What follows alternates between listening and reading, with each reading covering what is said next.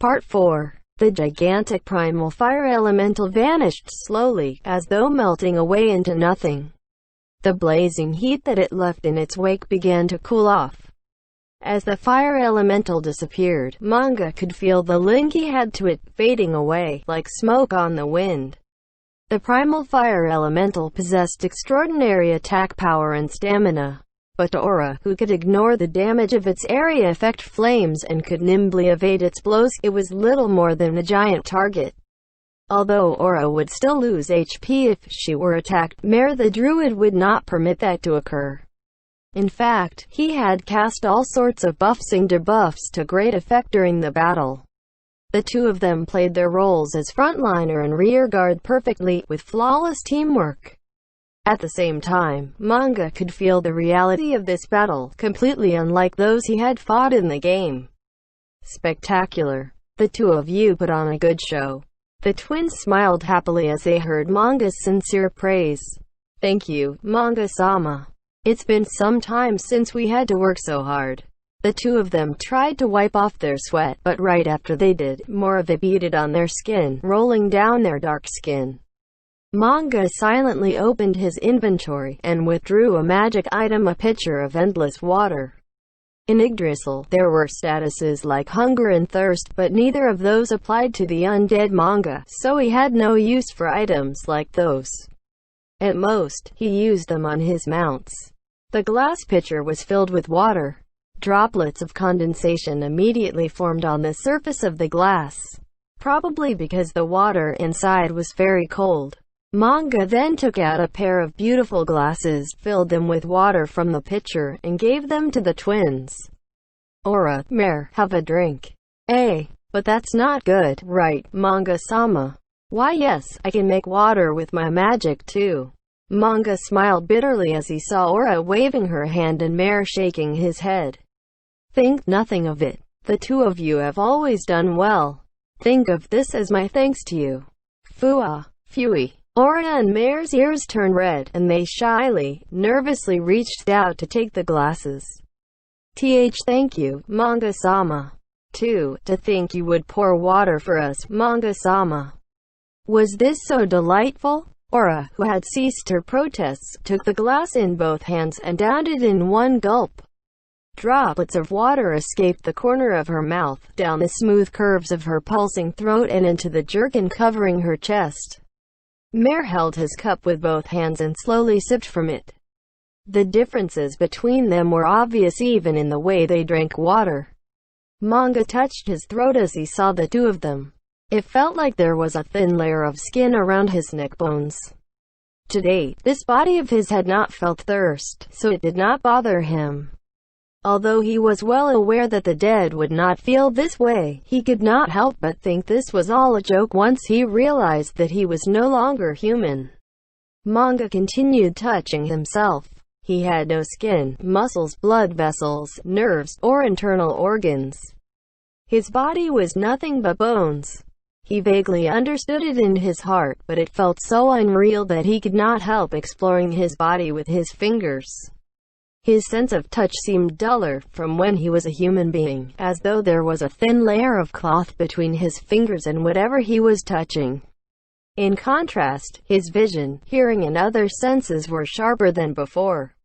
One might expect a body composed solely of bones to be easily broken, but each bone felt stronger than steel when he touched them. At the same time, he felt a strange sense of completion and satisfaction, that this was his real body, despite it being completely different from his old one. Perhaps it was because of this feeling that he was not afraid, despite his transfiguration into a set of white bones. Do you want more? Manga raised the pitcher as he asked the twins, who had finished their water. Thanks. I've drunk enough. Is that so? Then, Mare, do you want some more? I've also had enough. I don't feel thirsty anymore. Manga nodded as he took back the glasses, before returning them all into his pocket space. Aura suddenly whispered, I thought Manga-sama would be scarier than this. Oh, really? Well, if you feel that way, now is good. It's the best. Then we'll leave it at that. Manga was taken somewhat aback by Aura's passionate answer. Manga-sama, are we the only ones that you're nice to? Manga was unsure how to answer Aura's muttered question. Instead, he patted her lightly on the head. Ehe. Aura looked like a puppy that had just seen something she liked, while Mare had a jealous look on his face. Just then, a voice rang out. Oh yeah, am I the first to arrive? The tone was archaic and formal, but the voice itself sounded like it belonged to a young person. A shadow formed over the ground, and then the shadow turned into what looked like a door, from which a person emerged. She wore a black ball gown which looked soft to the touch. Her skirt was puffed up into a voluminous bell shape. On top of that was a bolero edged with frills, lace, and ribbons, as well as a pair of long silk gloves. Together, they covered up most of her skin. Her skin was as pale as wax, and her looks could only be described as stunningly beautiful. Her long silver hair is tied up into a ponytail that descended from one side of her head, exposing her face. Her deep red pupils were filled with a seductive look of delight. She looked to be 14 years old, or younger, and her innocent, youthful appearance combined the qualities of cuteness and beauty into a single whole. However, her breasts bulged proudly forward in a decidedly unchildlike manner. Weren't you told not to frivolously use skate in Nazarick? We are warded against teleportation, after all. You should be able to walk here, so shouldn't you have come on foot, Shiltir? The annoyed voice came from beside Manga. There was no trace of its previous puppy-like obedience in those cold words, only a burning hostility. Mare was trembling by the side, and he slowly edged himself away from his sister. In truth, the speed at which the leopard called Aura had changed its spot startled Manga as well. The girl who had come here via the highest tier of teleportation magic was called Shiltir. She did not even bother looking at Aura, who was scowling at her. Instead, she swiftly advanced before Manga. The bewitching scent of some kind of perfume hung around her. Something stinks, Aura spat. Then, she followed up with, don't tell me you started rotting because you're undead?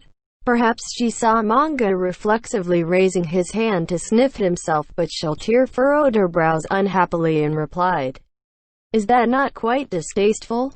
Manga-sama is undead as well. Huh? What nonsense are you talking, Shiltir? Manga-sama is no mere undead being. He's more like a super undead, or a godly undead.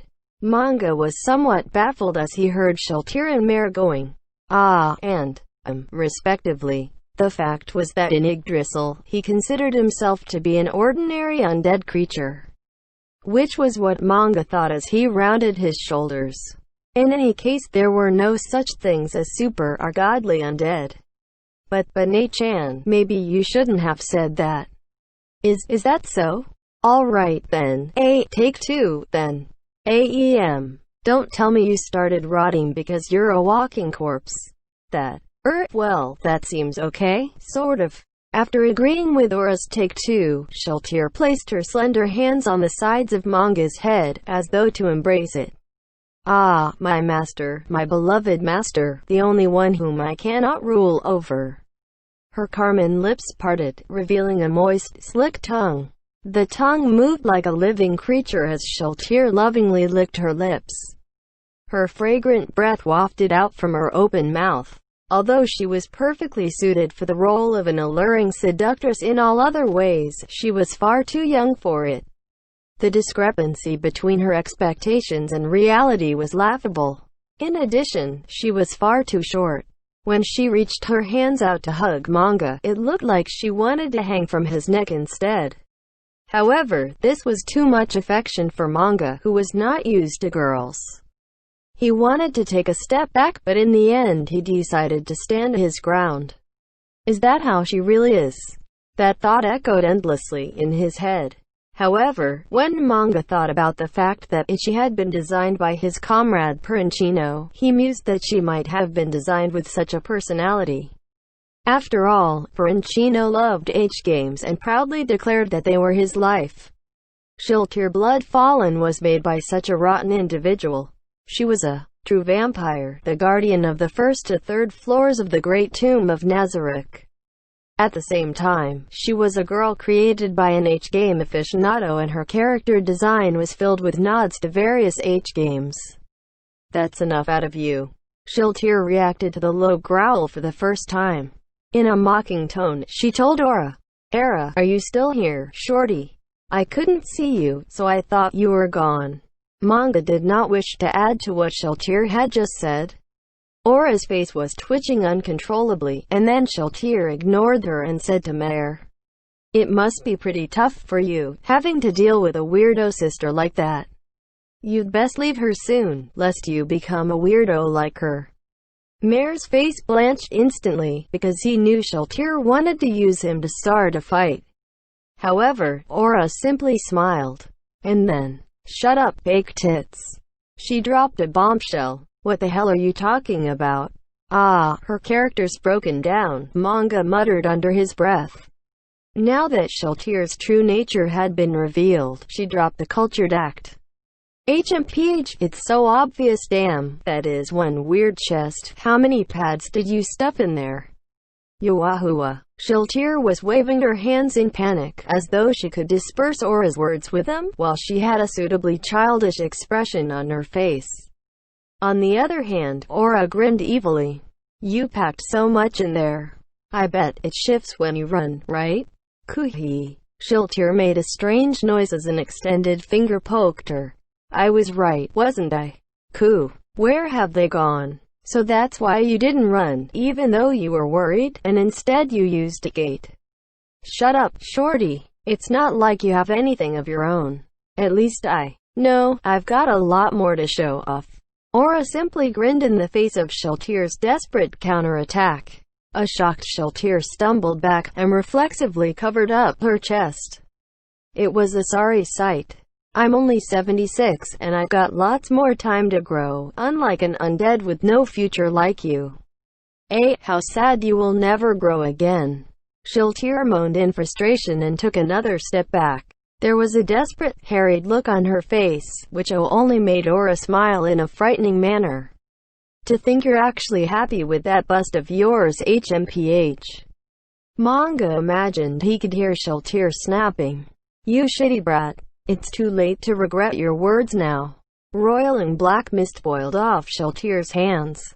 Aura readied her whip in anticipation. Manga and Mare, watching from the side, were at a loss for words.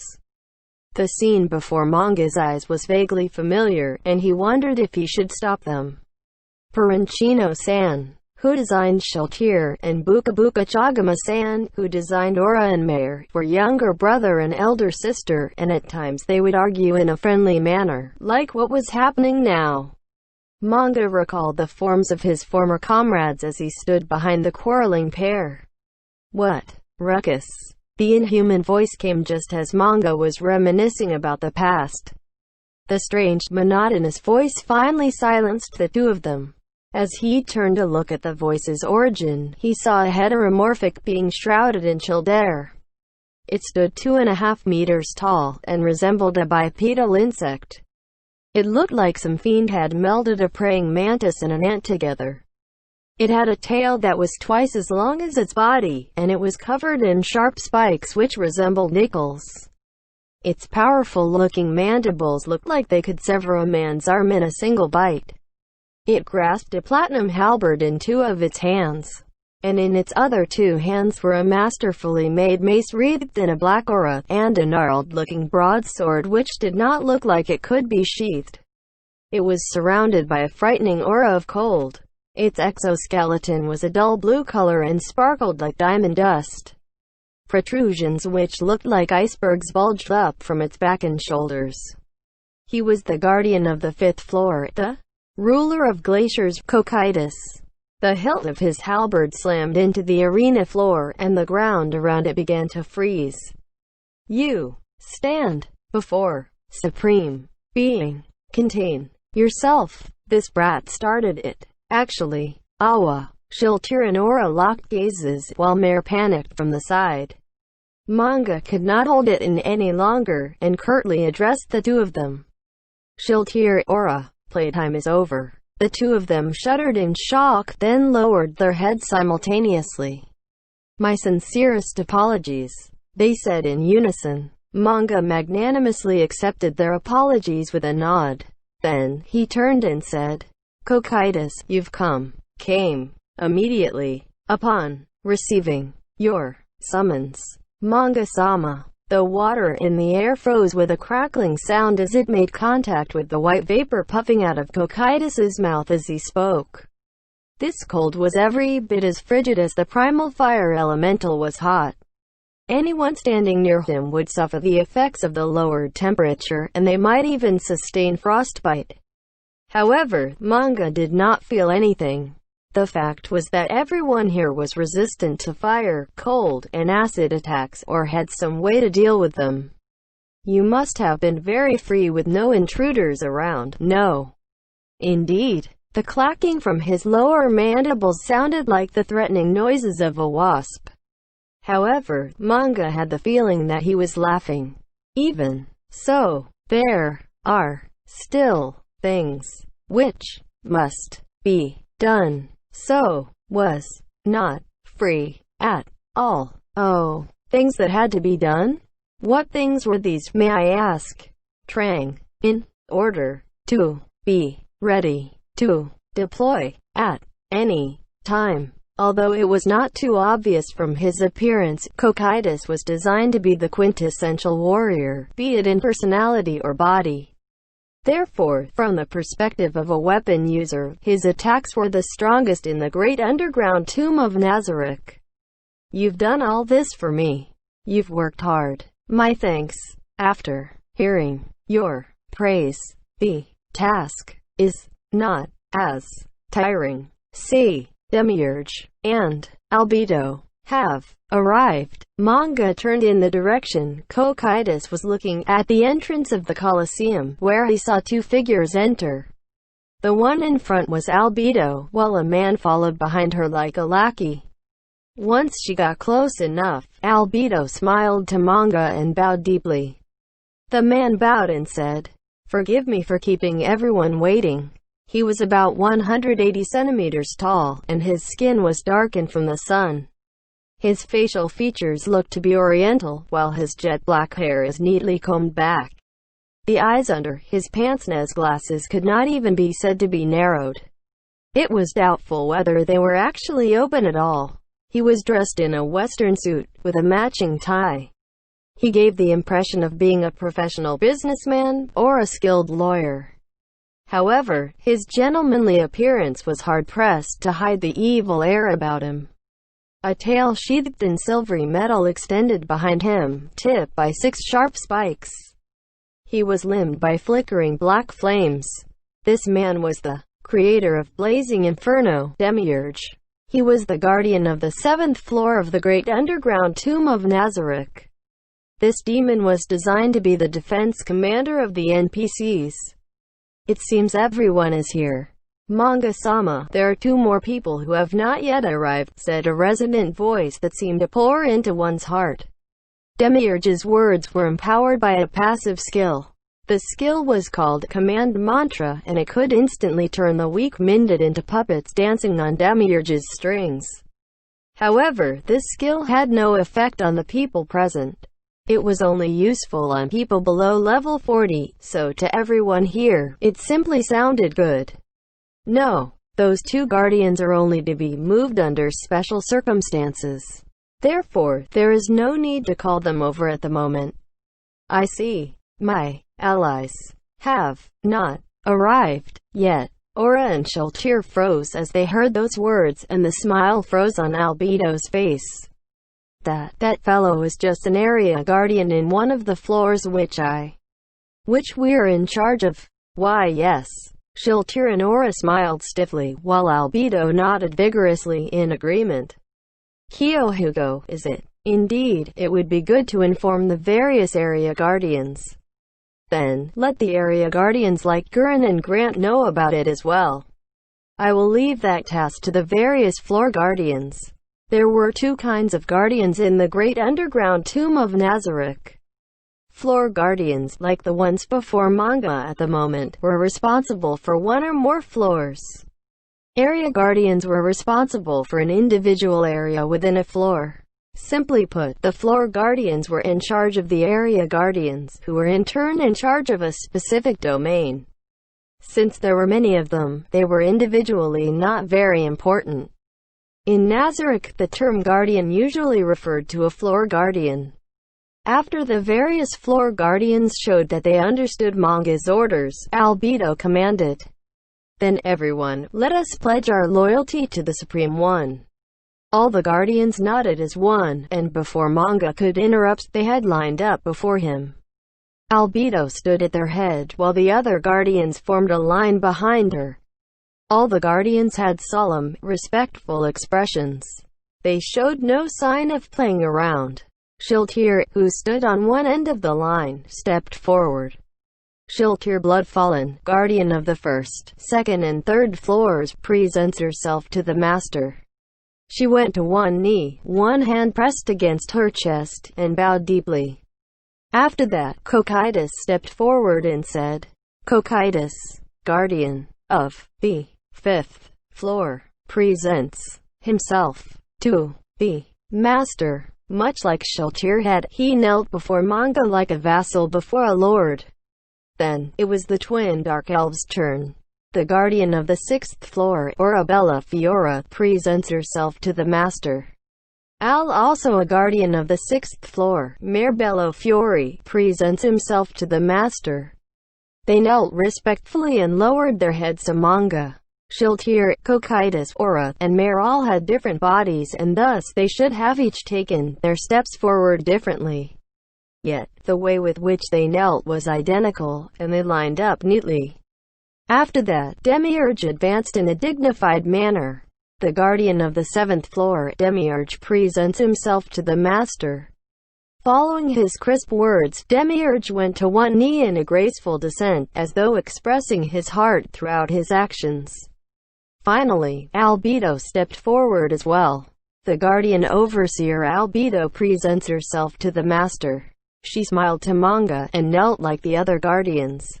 However, Albedo continued speaking in a high and clear voice as she delivered her report to manga. With the exception of the fourth floor guardian Gargantua and the eighth floor guardian Victim, all the floor guardians are gathered before you. Thus do we offer up our utmost loyalty to the master. Manga could not speak as he looked at the six lowered heads before him. A strange pressure veiled the entire area, and perhaps only manga could bear the painful, crushing air. He did not know how to proceed. He had never seen anything like this before in his life. In his confusion, manga accidentally activated a skill. A dreadful aura roiled out over the surroundings, and a halo of black radiance formed behind him. Manga had no time to cancel the skill as he frantically racked his brains to recall a scene from movies or television which would tell him how to respond appropriately here. "Raise your heads." With a shaw, everyone raised their heads. Their coordination was so immaculate that manga wondered if they had practiced that movement together. Then, "First, I thank all of you for coming here. There is no need for thanks. We are all Manga-sama's loyal subordinates. To us, Manga-sama is our supreme overlord." None of the guardians opposed her statement. As expected of the guardian overseer, Manga looked on the guardians with a stern face, and he felt a choking sensation in his non-existent throat. It was the weight of being a leader bearing down on him. In addition, any orders he gave now would affect his relationship with them in the future. He could not help but hesitate as he contemplated the possibilities. Would he lead the great tomb of Nazarick to destruction because of his decisions? The unease generated by that thought flooded his heart and mind. "Manga-sama, it is only natural that you should have doubts about us. After all, our abilities must be minuscule in your reckoning." Albedo removed the smile from her face, and continued in a respectful tone that was laced with a stern strength. "However, if Manga-sama gives the order, we all the guardians will accomplish any task set to us, no matter how difficult or arduous, with every fiber of our beings. We hereby swear that we will never allow the 41 supreme beings of Kugane, our creators, to be disgraced by our actions. This we swear. The floor guardians chimed in right after Albedo. Their voices were filled with power, and that adamant loyalty and determination would not be diminished by any number of foes. It was as though they were mocking Manga's previous worries that the NPCs might betray him. The darkness in his heart vanished like shadows in the morning sun. Manga was moved to the bottom of his heart that the NPCs designed by the members of Kugane were possessed by such excellence. The golden radiance of the past still remained. The embodiment of everyone's hard work, their cunningly crafted creations, were still here. It filled him with joy. Manga smiled, although his skeletal face could not display any emotions. The points of crimson light in his eye sockets seemed to shine exceptionally bright. His prior unease was no longer existent, and he simply spoke the words expected of a guild master. Excellent, Guardians. I know that you will understand my aims and successfully carry out my commands. There may be some things which are difficult to understand, but I hope you will pay attention and listen. I believe the great underground tomb of Nazarick has been caught up in some kind of unknown situation. The Guardians' faces were still stern, and there was no trace of surprise on them. Although I do not know what has caused this incident, the great tomb of Nazarick has been transported from its place in the swamps to a vast plain. Did anyone foresee the occurrence of this strange event? Albedo looked back at the Guardians, and after seeing the reply written on their face, she said, regretfully, none of us have any idea of what is going on. Then, I have a question for the floor Guardians. Have any of you discovered anything strange in your floors? After hearing this, each floor Guardian responded, there are no abnormalities in the 7th floor. Same with the 6th floor. Ayasa's Nechan says, the 5th floor is the same. Nothing strange has been sighted in the 1st to 3rd floors. Manga-sama, I shall investigate the 4th and 8th floors right away. Then I will leave that matter to Albedo. However, you must be careful on the 8th floor.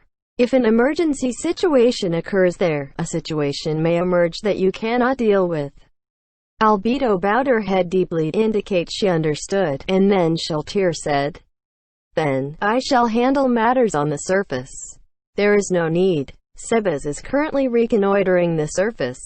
Surprise flashed across the faces of Albedo and the other Guardians. In the great underground tomb of Nazarick, there were 4 NPCs who were exponents of melee combat. Kokaitis had the strongest attack power when using a weapon, Albedo had an impregnable defense when in her heavy armor, while Sebes in his true form was stronger than either of them in melee combat. And then was one more, who was superior to all of them. There could be no other reason for the Guardians' surprise. Sebes, who could sweep away anyone before him in hand-to-hand combat, had been assigned to the simple task of reconnaissance.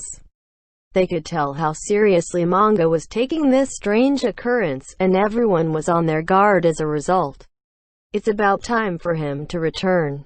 Just then, Manga saw Sebes jogging over to them, until he reached the Guardians genuflecting before Manga and went to one knee as well.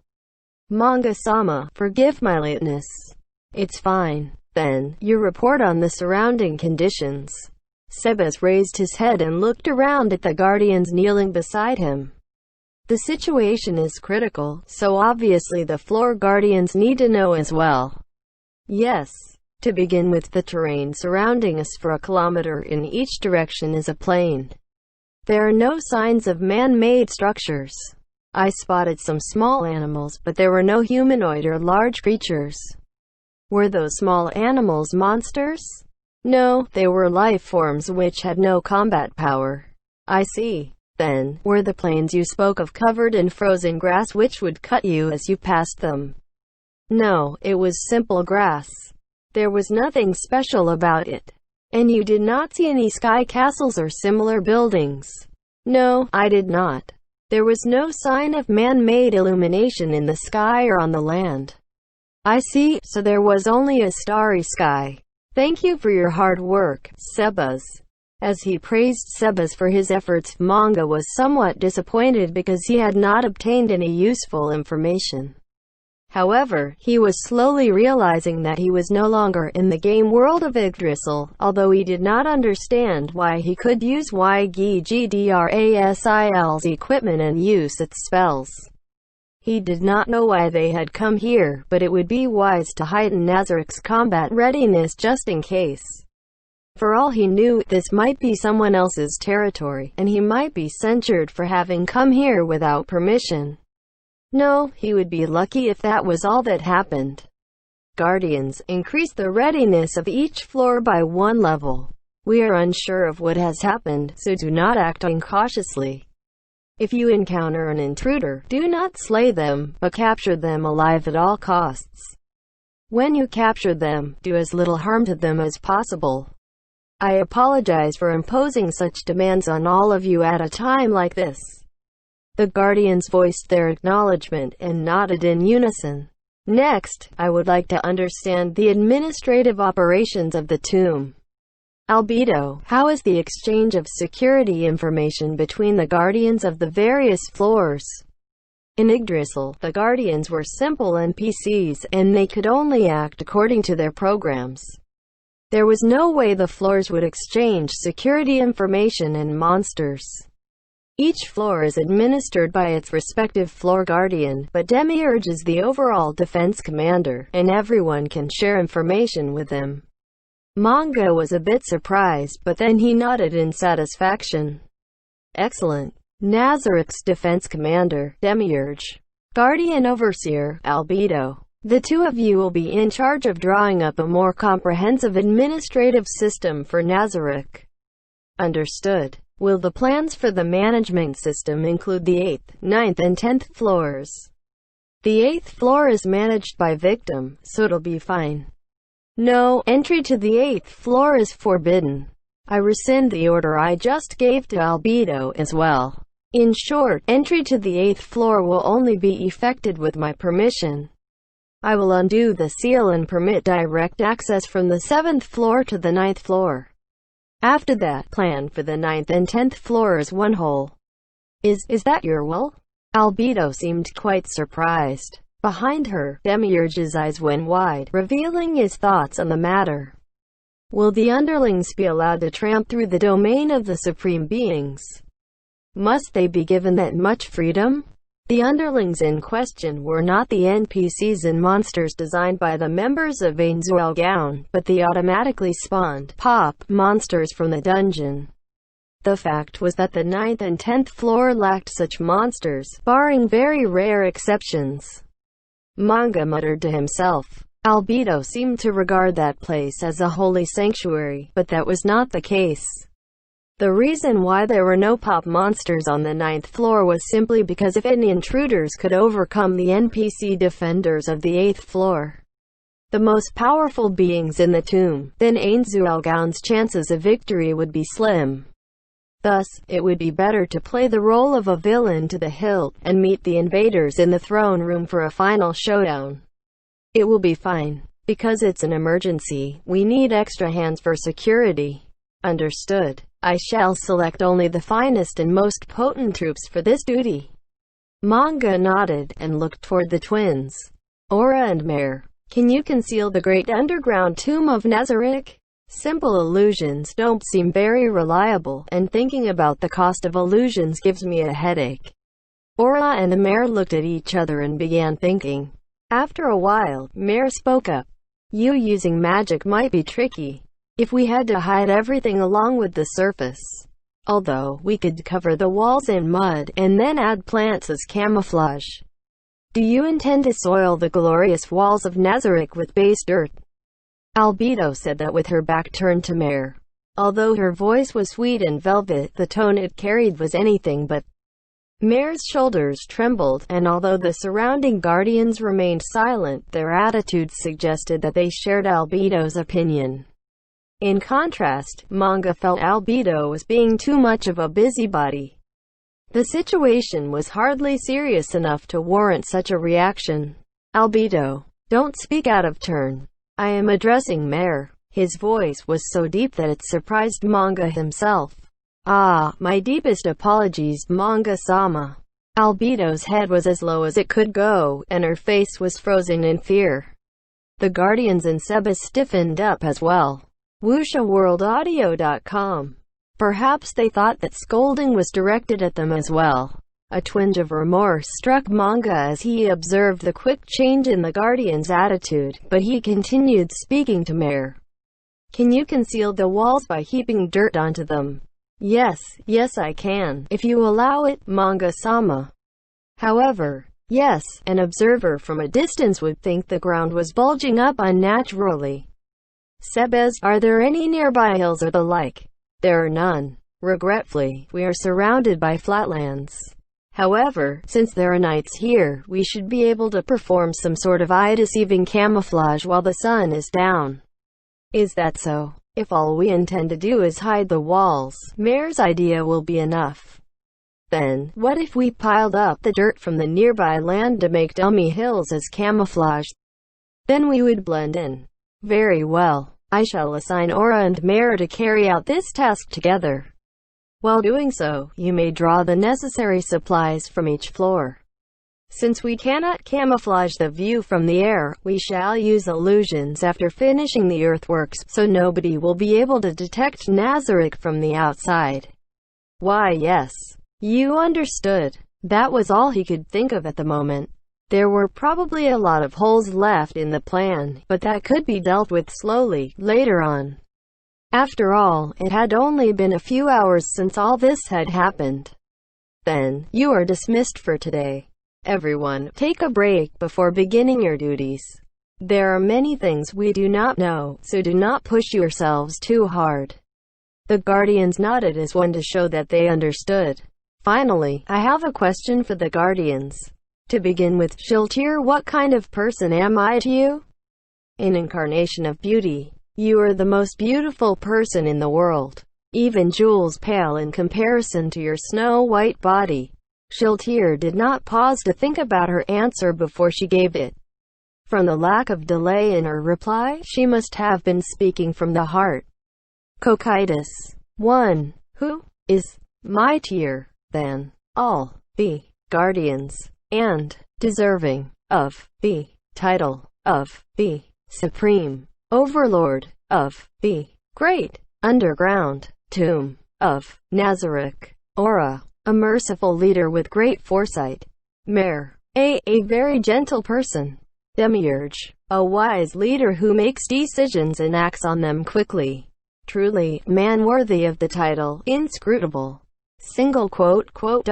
Sebas. The one responsible for assembling all the supreme beings. In addition, the merciful leader who did not abandon us but stayed by our side until the very end. And finally, Albedo. The man who rules over the supreme beings and our highest, most exalted master. In addition, the man I love most deeply. I see. I have heard and understand your opinions. Then, I shall hand the tasks that were once performed by my former comrades to you. Carry them out faithfully. After seeing the Guardians genuflect once more, manga teleported away. The scenery before his eyes changed in an instant, from the Colosseum to the chamber of the golems of Limgitan. After looking around to make sure nobody was looking, manga sighed deeply. I'm so tired. Although his body did not feel tired, the mental fatigue was weighing down on his shoulders. Those guys. Why do they think so highly of me? They were describing someone else entirely. After hearing the Guardians take turns to share their opinions of him, he wanted to laugh and mock them, but from the looks on their faces, it did not sound like they were joking at all. In other words, their words were sincere. If he did not act in a manner which fit their views of him, it might disappoint them. As he thought about that, the pressure on him grew and grew. And in addition to that, there was another problem, which made manga frown. Of course, his skeletal face could not show expressions, yet it seemed as though it did. What should I do about Albedo? If this keeps up, how will I face Tabula-san? Intermission. The pressure crushing their heads to the ground suddenly vanished. Even after the departure of the master of their revered creators, nobody raised their heads. After a while, someone sighed in relief. The tense atmosphere was gone now. The first to get up was Albedo. Her white dress was stained where her knee had touched the ground, but she did not mind at all. She flapped her wings to swipe off the dirt on her feathers. After seeing Albedo rise, the others followed suit, though nobody dared to speak. That was scary, Nei-chan. Yeah, I thought I'd be squashed flat. As expected of Manga-sama, to think his presence would have such a great effect on us floor guardians. As supreme being, his might overmatches ours, but did not expect him to be this powerful. Thus the guardians shared their impressions of Manga. The aura that Manga emitted was the source of the power that had crushed the guardians to the ground. Despair aura. Besides inflicting a fear effect, it could reduce the stats of its victims.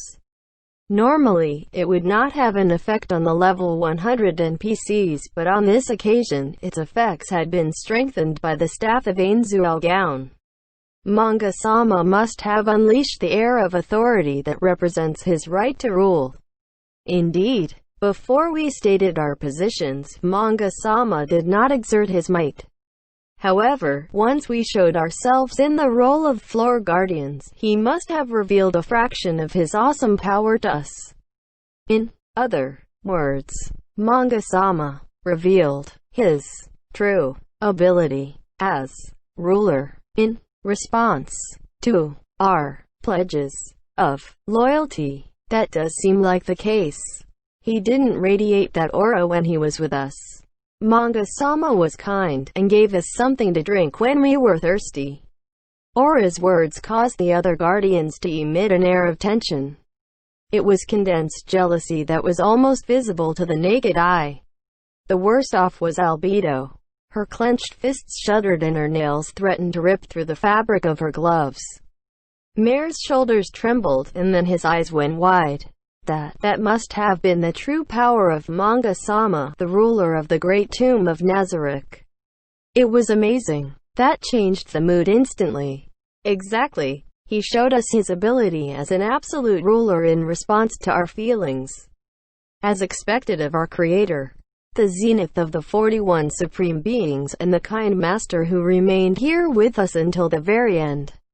Albedo's words put a blissful look on all the guardians' faces, although the expression on Mare's face was better described as relaxed. There was nothing which could delight them more than the master who created them, the master to whom they owed their utmost loyalty, revealing his true face to them. The guardians, no, every entity created by the supreme beings wanted nothing more than to aid their creators in some way. The next best thing would be to receive their trust and to be treated as useful servants. This was a simple, natural truth. This was the greatest joy in life for these characters who were created to aid the supreme beings. Then, as though to wipe away this jubilant atmosphere, Seba said from the side, "Then, I shall take my leave first. I do not know where Manga-sama has gone, but I should stay by his side." Jealousy was written all over Albedo's face, but she crushed her feelings and replied, "I understand. Then, Sebes, serve Manga-sama well and do not disgrace him. Report to me if anything happens. In particular, if Manga-sama summons me, you must let me know immediately. Everything else is of secondary importance to that." A pained expression crossed Demiurge's face as he listened quietly from the side. "But if he desires me in his bedchamber, you must inform Manga-sama that I might be a while, in order to bathe and cleanse myself for him. Of course, if he wants me to proceed to him immediately, that is fine as well. After all, I do my best to keep clean for him, and my clothes have already been selected so I can heed his call whenever it comes. In any case, Manga-sama's wishes will always come first." "I understand, Albedo. If I waste too much time here, I'll not have enough to properly serve Manga-sama, which would be disrespectful. Therefore, forgive my abrupt departure, but I must take my leave." floor guardians, I bid you all a good day." After saying his farewells to the wide-eyed and open-mouthed guardians, Sebas immediately jogged away, as though to leave Albedo, who was preparing for a long monologue, behind. Speaking of which, it is fairly quiet around here. Shiltir, is something the matter? After Demiurge's question, everyone's eyes went to Shiltir. She was still on her knees. What is wrong, Shiltir? She lifted her head after she was called on again. The dazed look on her face would make people think that she had just been woken up. What happened? After being exposed to Manga-sama's awesome presence, I could not help but get excited. I fear my underwear has gone through a bit of a criss. Silence. Everyone looked at each other, unsure of what to say. The guardians mused that Shiltir had, by far, the most fetishes among them, and that one of said fetishes was necrophilia. They facepalmed as they thought about this, although Mare didn't quite get it and was thoroughly confused. No, one of the guardians was not content to simply shake her head and sigh. That was Albedo. The jealousy surging in her made Albedo come out and say, "You slut." Shiltir sensed Albedo's hostility as she heard those scornful words. Her lips curled in hostility, and she responded with a bewitching smile. What? Having Manga-sama, the most beautiful of the supreme beings, bless us with his energy as a reward. Anyone who doesn't get wet from that must have something wrong in their head. Or could it be that you don't just look pure, but you don't have any fleshly desires at all, you big-mouthed gorilla? You lamprey. The two of them glared at each other. The guardians did not know if they would fight as a result of this, but the way they were looking at each other was very unsettling. My appearance was created by the supreme beings. Are you unhappy with it? Shouldn't that be my line? Shiltir slowly stood back up, and the two of them approached each other. Even so, their eyes remained locked. Eventually, the two of them came so close that they collided into each other. Don't think you've won, just because you're the guardian overseer and can stay next to Manga-sama. If you really think that way, I'll laugh my ass off. HMPH. That's correct. While you're stationed in a faraway place, I'll swoop in and achieve a complete victory. What do you mean by a complete victory? Teach me, Guardian Overseer-sama. As a slut, you should be fully aware of what that means. Throughout their trade of verbal barbs, neither of them had turned their gaze from each other. They simply looked into each other's eyes with a blank expression on their faces. With a pacha, Albedo unfurled her wings in a threat display. Black mist wreathed Shiltir as she responded in kind, unwilling to admit weakness. Aura, matters between women should be settled by a fellow woman. If anything happens, I'll come to help. Let me know when the time comes, alright? Hey, wait, Demiurge. Are you planning to dump all of this on me? Demiurge simply waved lazily as he walked away from the feuding pair. Cocytus and Mare took a step back as well. Nobody wanted to get caught between them. Really, do they have to argue over this sort of thing? Personally, I would be quite interested in the result. What do you mean by the result, Demiurge? I refer to the increase in our fighting power, the future of Nazarick, and so on. Demiurge, what do you mean? Demiurge pondered how he should answer Mare's question. For a moment, an evil impulse swept through Demiurge's head and he thought of infusing the simple Mare with adult knowledge, but he promptly discarded that line of thinking. Demiurge was a devil, and he was cruel and ruthless, but that only applied to people outside Nazarick. To Demiurge, the characters made by the 41 Supreme Beings were his comrades. Any great leader requires a successor. No. Manga-sama may have stayed with us until the end, but if he loses interest in us one day, he may leave for another place like the rest of the Supreme Beings. Thus, there's a need for a successor to whom we can pledge our loyalty. I see. Then, which of us will be Manga-sama's successor? How disrespectful. As guardians, we are to serve Manga-sama faithfully, so he may stay. That is what we were made for. Demiurge turned to the interrupting Cocytus. Of course I understand that, Cocytus. But do you not wish to pledge your loyalty to Manga-sama's heir? Of course. Would like to swear my allegiance to Manga-sama's heir. Cocytus began imaging himself running around with said heir on his shoulders. Then he began to imagine himself teaching him swordsmanship, drawing his blade to defend the young master, and even hearing the full-grown young master giving him orders. Oh, how wonderful! What a glorious sight! Uncle, uncle! Somewhat unable to bear it, Demiurge averted his eyes from Cocytus, who was fully into imaging himself as a cool old uncle, faithfully serving Manga's heir. Well, that aside, I'm quite interested in knowing what our children can do for the strengthening of the great underground tomb of Nazareth. How about it, Mare? Do you want to make a child? Still, you don't have a partner. If you discover any humans, dark elves, wood elves, or similar species, would you kindly capture them for me? After thinking for a bit, Mare nodded and said, If it helps Manga-sama, I'm willing to contribute. But how will I have children? Well, I'll teach you about that when the time comes. But if you decide to try some breeding experiments on your own, Manga-sama might scold you. After all, the operations of Nazareth are perfectly balanced.